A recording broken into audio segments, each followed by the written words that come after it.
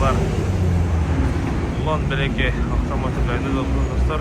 Доллар 87.35, евро 101.70 тиен. Әлеме рубль 1 сом 0.43 тиен. Рубль көтеріп қалып тұрғандар.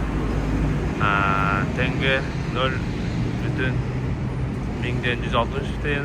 Лира 1 сом 90 тиен. Әлеме Қытайдың юаны 12 сом 50 тиен достар. Кейінгі курстармен дағы танышамыз.